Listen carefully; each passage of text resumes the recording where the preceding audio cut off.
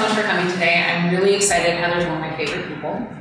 I said this on social media, but Heather has changed my life by changing how my children sleep. So I'm really excited to have this conversation with you. Thank you so much. Okay, so first things first, my name is Lindsay Dahl, and I'm the Chief Impact Officer here at Ritual. And we have a series that we're focusing on different themes that are important for parenthood. And sleep is probably one of the most challenging things. And you are certainly an expert in this field. Heather, can you introduce yourself? Tell us a little bit about your credentials and how long you've been working in this field. Sure. Okay, so my name is Heather Turgeon. I'm an author, psychotherapist, and my original training is as a psychotherapist, but my specialty is sleep. So my partner Julie and I have been working with families for years on sleep in the first year and through school age, and now we've been in a book about teenagers. So we work with families of all ages, basically, and our focus has always been to use our training as therapists to follow child development, to inform our practice with science, and to relieve the stress of making decisions about sleep. And we've developed the happy sleeper methods to help parents kind of solve the dilemma and not feel so polarized between having to choose between crying it out and attachment parenting. As therapists, we knew that never made sense. So the happy sleeper approach follows a middle ground, reasonable approach to both emotional attunement and healthy attachment and sleeping through the night, because they're both natural, so you don't have to choose. It's a win-win. Yep. So we're going to dig into all of that. So the Happy Sleeper is a book that you have. It's also a method, and you don't really talk about or use the term sleep training. Tell us why. Because sleep is natural and you can't train a human being to sleep. It's a hardwired function that's programmed into the brain. So number one, it's not accurate to say that we train babies to sleep because sleep is a natural drive. So really what sleep is about is getting out of the way, setting up the right habits, the right routines and environment, but sleep is not the issue. Sleep is a hardwired function. So we're really letting natural sleep unfold because babies actually want to sleep through the night by the time they're about 5 months. So we don't have to train them to do anything. It's like saying you could train a baby to breathe or crawl. They have those drives naturally in them. So that's one reason. But the other reason is that it sounds so negative, and like people get stressed about the concept of it as if it's something that it just sounds harsh, it sounds bad, it sounds like something you're imposing from the inside out, outside in. We don't want to do that. We want to let sleep come out as what it is, which is natural. So it's kind of a feeling that people have about that concept that we always have tried to shift to a positive, natural one instead of this like stressful, harsh one. Yeah, it also makes it less intimidating too to think about, oh, my child was hardwired to do this, it's normal. Right. Okay, so even in today's world with all this information at our fingertips, I'm a parent of 2 young children, there's still a strong narrative of you start sleep training around 5 or 6 months. Mm-hmm. And at that point, you're saying babies already want to sleep through the entire night. And having done your method with one child and not with the other, why do you think it is that people still aren't thinking about ways you can encourage sleep before 5 months when some habits are already kind of there? That's a really good question. I think it's because it's just trickier, because sleep develops erratically, and in the first 4 or 5 months, babies do all kinds of things that don't make a lot of sense, and it's hard to like give them a real complete program that's going to work every time. So a lot of after 5 months, it's very simple and very clear how we can hand over the role of self-soothing to a baby because they're so capable of good sleep. But before that, they're doing this kind of, they're growing. Their self-soothing skills and their circadian rhythms are naturally maturing and growing, but they look different every day. And if that looks different, and the approach at that age is more of a gradual, curious stance, more of like following their development. It's more nuanced. Mm-hmm. So I think it's trickier to put into words and make it like a clear do X, Y, Z, because it's not that clear. We need to be flexible and follow our babies in that time. Mm-hmm. But the happy sleeper approach for 0 to 4 months is, the soothing ladder method. We do try to give parents like very clear steps to follow, but it's not like your baby's going to necessarily, they're not, babies do all kinds of weird things at that age. You do something and you think it works, and you're like, oh my God, it was the weighted swaddle, it must have been that swaddle, and then you do it the next night and nothing is the same. Mm-hmm. They sleep terribly. So It's a tricky and erratic time, but that's natural, that's normal. Yep.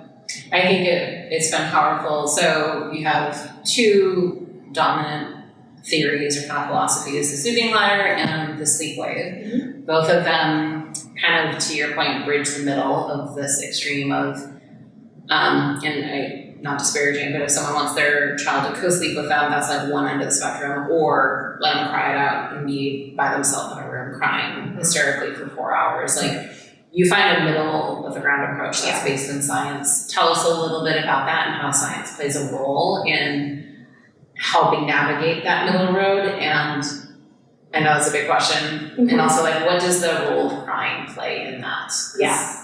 Crying is like hardware to get you. Yeah.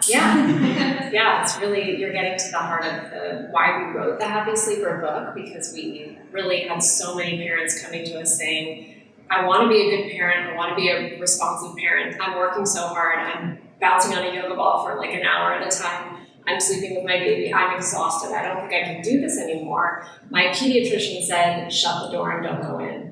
And it was like those were the two options that people were presented with. And because we're therapists and we know that attachment, secure attachment is natural, you don't have to do anything specific to have a secure attachment. It's not like a checklist. Also, sleep is natural and babies want to sleep through the night. After about 5 months, we knew those two things and we just felt like this doesn't make sense. We need to give parents something that is responsive and they feel good about, that is not leaving a baby without a response from the parent, but also doesn't blur the lines between who is in charge of soothing, because after 5 months, babies are capable and we want to give them credit for what they're capable for. So we don't want to do something for our babies that they're capable of doing for themselves.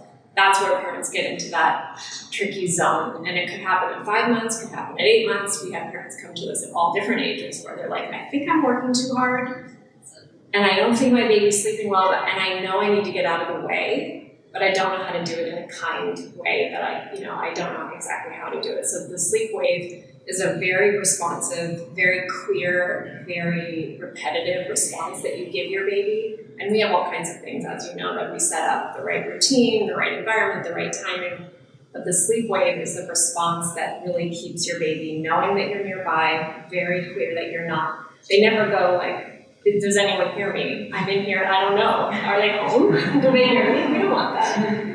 So their baby knows very well that sometimes they know so well that you're there that they get even more annoyed, like you're not doing what they want you to do. Not too fireballs. Yeah. They're mad. It's frustrating because you're there, but you're not doing what they want you to do. So it's not that they don't have feelings. We don't need our babies to not have feelings, right? So they will be frustrated, but they never have that experience of where are my parents and why is no one coming in. So we fulfill the responsive, and it's a response that you can keep over time, because the other reason we don't use the term sleep training is because fixing sleep is not like a one-time thing that you just do and then you're like, oh, that's done. We never have to think about that. We have parents come to us over the years, with 3-year-olds, with 5-year-olds, and the concept is the same. So we teach parents a philosophy towards sleep, a way of thinking about sleep that just works for years, not just something that you do in the moment and then you just like rip off the Band-Aid and you never have to think about it again. That's not the way, that's just not helpful. So I totally thought it was going to be that. I was like, it's going to be a rough patch and then it's going to be done. It's going to sleep until they're, throughout college. It's going to be easy. It was like, I haven't logged in, but no, it's definitely something you have to continue to nurture as a child. Yeah, because life happens and babies change and toddlers change and they have new ideas about stuff. They have, especially when they get to the big bed. Yeah. Then, there's more testing. So I'm not sure I answered the exact question you were asking about. You did. But we can have both, and that's what the sleep wave is extremely clear in that it's it's very responsive. But it's also super clear that you're not doing the soothing for them because they're capable. And we really believe that we want to give babies credit for what they're capable of. So you want babies to feel safe and not abandoned and that they're supported, but give them the tools to be able to soothe themselves and that independence. Yeah. I think one of the things, so fun little fact, any of my friends who are having a baby, instead of buying them something from the registry, I tell them I'm going to pay for a session with this woman named Heather, who's amazing. Maybe about 50% of them have taken me up on it. And whenever the 50% are like, okay, I think we're ready for Heather, I say, even if you disagree with her, you do everything she says. And you take diligent notes and use every word she says. Because my example has been, for both of my children, I will be saying something to them, like prepping them for whatever situation of sleep we're going into.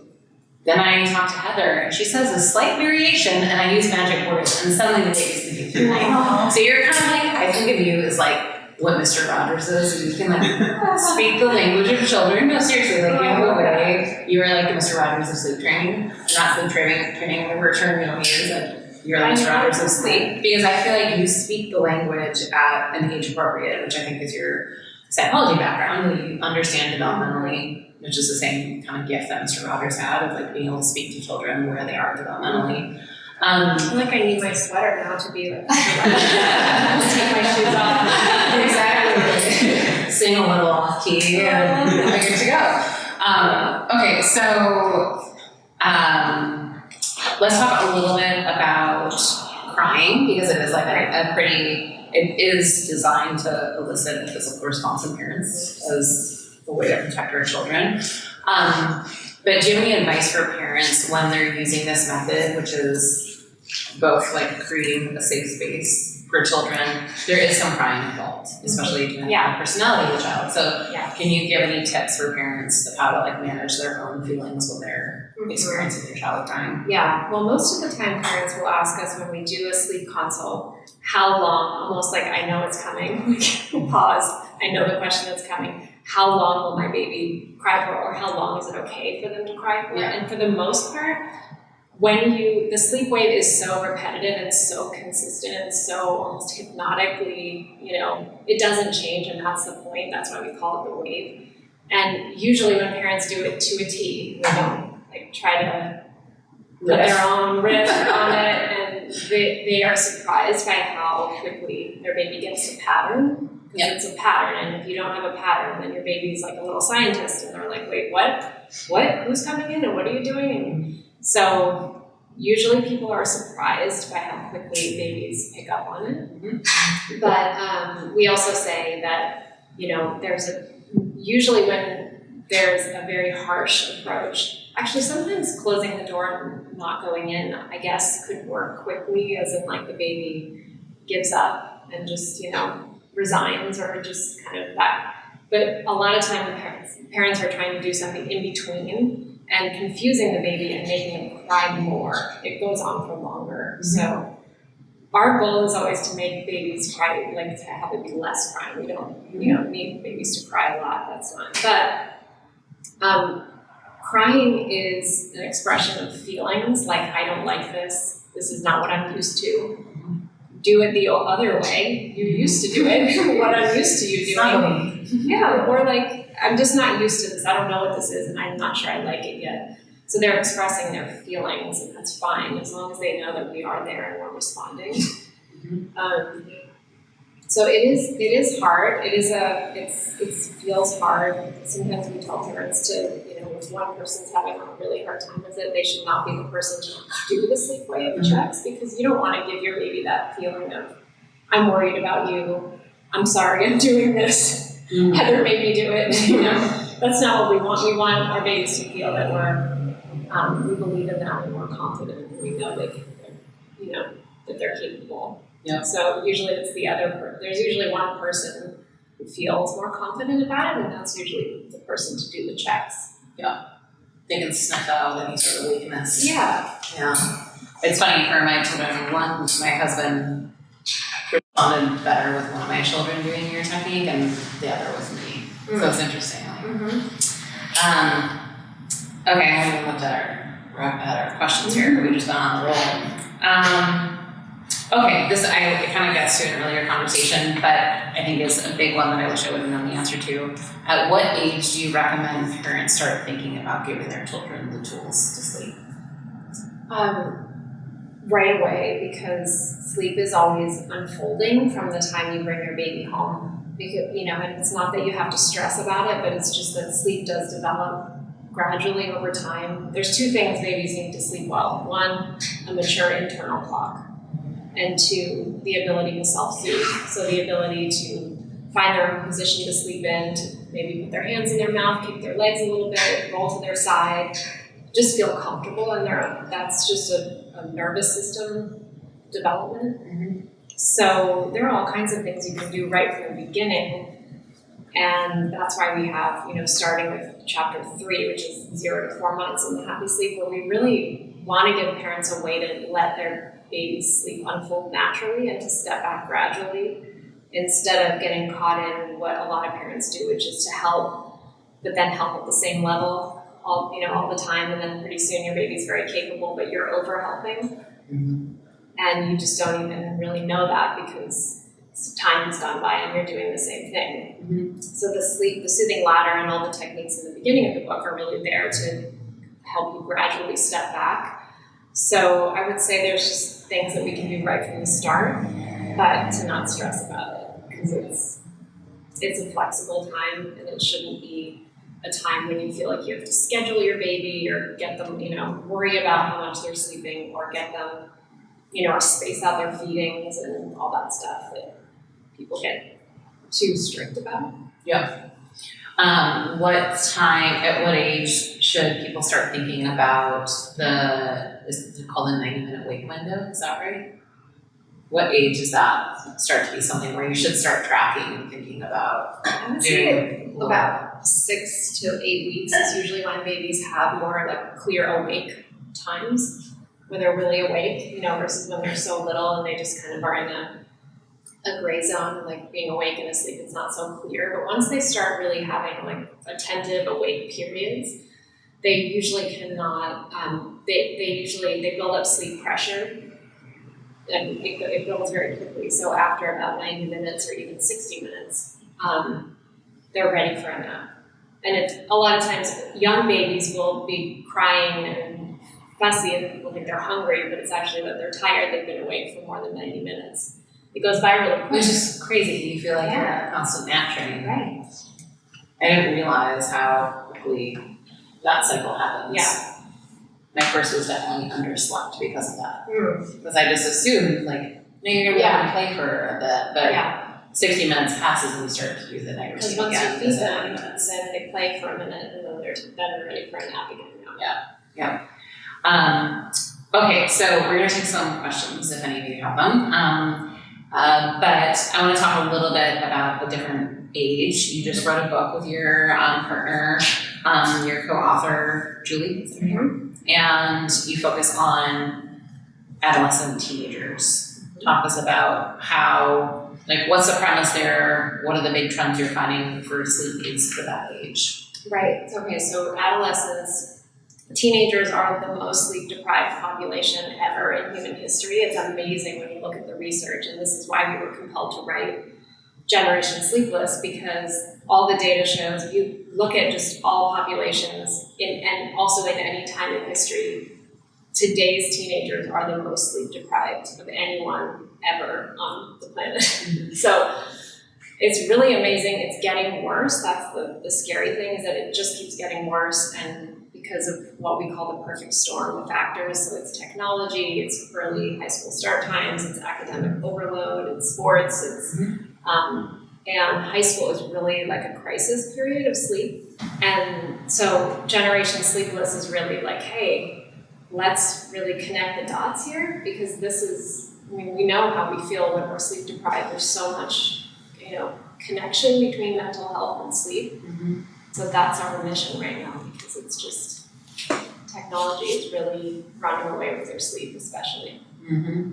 Yeah. An entire conversation about that. Yes. Okay, I've got more questions here, but are there any questions from any of you? It's a little bit overwhelming to think of all the phases of life, like behind you and ahead of you, that like you're going to be sleep deprived. Like I remember being so sleep deprived in high school, to think about like having a child and going into that again. Are there any phases of life that like we are at our healthiest with sleep? You can always sleep well. That's the thing. You don't have to. Sleep is fixable. that's the thing about, and even in Generation Sleepless, we're like, hey, you know, there's so many things in life that are complicated and that make teenagers, you know, there's a lot of complicated stuff like climate change and all these things that we can't, that are so much more complicated. Sleep is fixable. Mm-hmm. So that's also what we want to say, is that sleep for new parents doesn't have to be so hard. I mean, it's hard for 4 or 5 months, but babies are very capable of sleeping well after that. And teenagers we have 5 habits in the book that if they follow them and they practice them, and schools listen to us about the things we want, you know, them to get on board with changing, then they can sleep well. So sleep is definitely fixable. Mm-hmm. Other questions? I have a question. Going back to the newborns, my wife and I are about to have a baby in August, and because of the space in the house, Yeah. the baby will sleep in our room. Is that a threat, or could that be meaning that the fact that the consciousness of the baby of knowing that we're there, Yeah. and then transitioning into the future in a bigger space and away from where we are, and could that be a challenge? Could that be is it recommended to have the baby sleep somewhere else in the house? That's a really good question. And actually the American Academy of Pediatrics just came out with a new safe sleeping guideline, because previously it was like optimally up to a year you share a room with your baby, which was starting to confuse parents, because once babies are about 5 months old, they're so aware of your presence that you become more activating than soothing.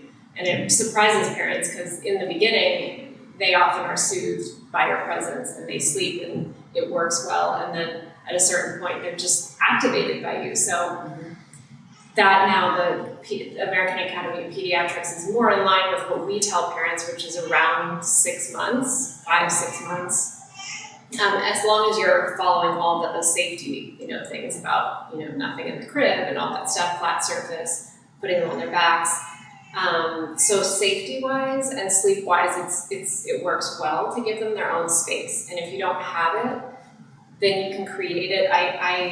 We work with, Julie lives in New York City, so she works with families in New York City a lot with not, you know, a ton of space. And sometimes we have parents do creative things like have a changing screen, just one of those fold-out screens that you put up so that there's a visual distinction, just anything that gives, and this is only after 5 months or so, gives your baby a feeling that they don't have to think about you all night long, and they're not like, they feel a little more like they have their own space, they're not constantly, you know, something like that. I've had people like do a little, IKEA has those tracks you can put on the ceiling to just pull a curtain.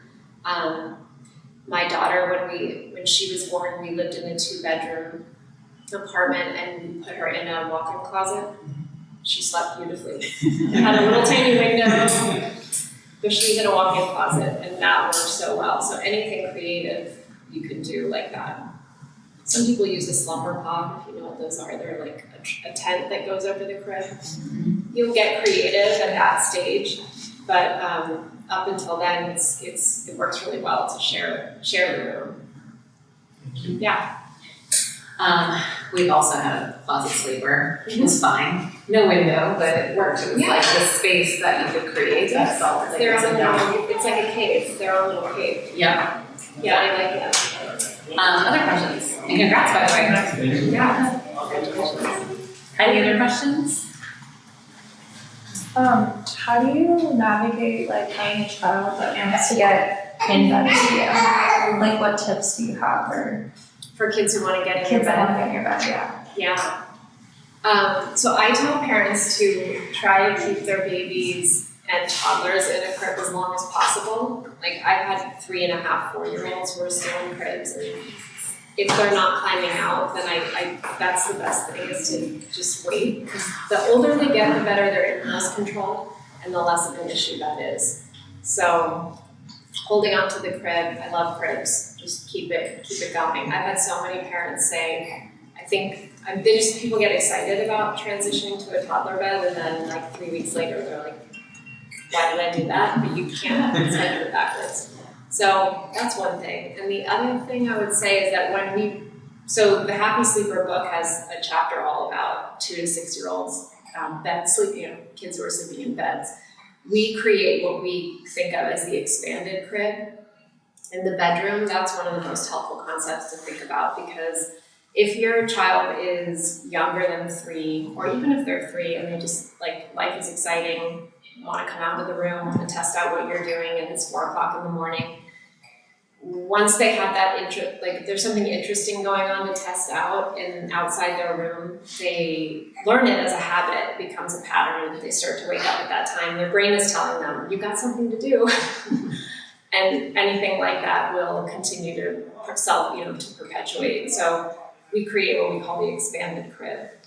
And you can do it in a lot of different ways, but it basically means like a little sleeping cave. Like nothing interesting is happening outside of this room until your wake up time. And that when you do that, then their brains can relax and let them sleep as much as they want, because they really still want to sleep, 11 hours at night. Little kids. That's another piece of good news. Little kids really like to sleep. They sleep 11 hours, 11, 12 hours. Oh yeah, I put my kids to bed at 6:45 every night. It's great. It's amazing. When they're older and they're going to bed at 8 or 9, I'll be like 6:45. I'll be like, oh my god, they're like sunrise. I know it's fully light outside. Yeah, so it's amazing. Good. Other questions? One question. What does a session with you look like for all the new moms that Lindsay is like recommending for sessions? Well, my favorite thing is that when parents have the book, because the book is such a good resource. And it's almost like when you have the book, we're speaking the same language. Mm-hmm. And then we can really easily troubleshoot. Because we have a common language, and then Julie and I, we work with families, because Julie's in New York, I'm here in LA. We since COVID, we've been mostly doing Zoom or phone sessions with parents, but we can very quickly tease out and troubleshoot what's going on and make small tweaks that really make a difference. So very often, even like 30 minutes on the phone, people are like, oh my God, why didn't I just call you earlier? Because I made those small changes and it really made a difference. But I really like the book. Is so helpful as a resource, because it also goes through school age. So Happy sleeper. The one book, the only parenting book I've read, for better or for worse. Actually, I also want to talk about your other book, which is Now Say This, which I think is interesting. It's focused on, it's more developmental, it's less sleep focused, especially when toddlers start to get precocious. Can you tell us about that? yeah, Now Say This is a guide to setting limits with empathy. So it's, again, the win-win of parenting. How do we communicate in an empathic way and our children feel understood, and also set clear limits? It's kind of, this is the happy sleeper way. It's just that win-win, and we don't have to choose, and we can have both. Responsiveness and clear limits, and responsiveness and really good sleep. So Now Say This describes ALP, which is our 3-step approach for communicating with empathy: attune, limit set, and problem solve.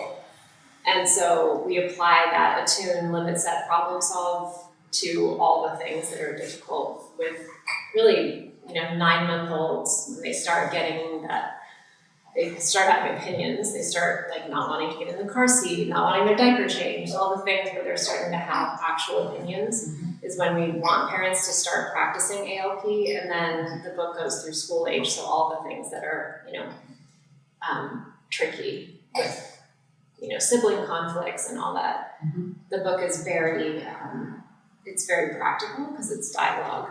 That's why we called it Now Say This. Yeah. Because you're like, oh, I know all this stuff about parenting. I read all this stuff, but what do I actually say when my toddler's having a meltdown? And you just open up the book when your toddler's biting you and you're like, reading the scripts. Okay, any other sleep questions? You may have covered that for the remake, but when do you guys starting sleep training? Like 4 or 5 months. So if you can wait to when our version of what you're describing, this way you're saying sleep training, the sleep wave is our method that we use for babies who are 5 months and older, because they have mature internal clocks. and they have self-soothing abilities. And once they have those two things, they can very quickly, and they're very capable of good sleep. And so if parents can hang on until then, it can work so easy, so well if you do it just right, because they're like, oh, thank you. I just wanted to sleep anyway. That's what I wanted to do. And now I know exactly what the expectations are. And so 5 months is a great age, but even later than that is fine too. But I would also say, because you talked about this before, even when your baby's really young, you can give them tools that make that 4 to 6 month transition way easier, and that's part of what their method does, is like starting to through tools let people give their child the confidence to know how to self-soothe. So starting earlier is definitely better. Yeah, right when you come home. Yes. Good. Well, any other questions before we wrap? Okay, if you have other questions, and Heather will be here for a little bit. Thank you so much for coming, and Heather, thank you so much for your time. Thank you for having me. This was fun.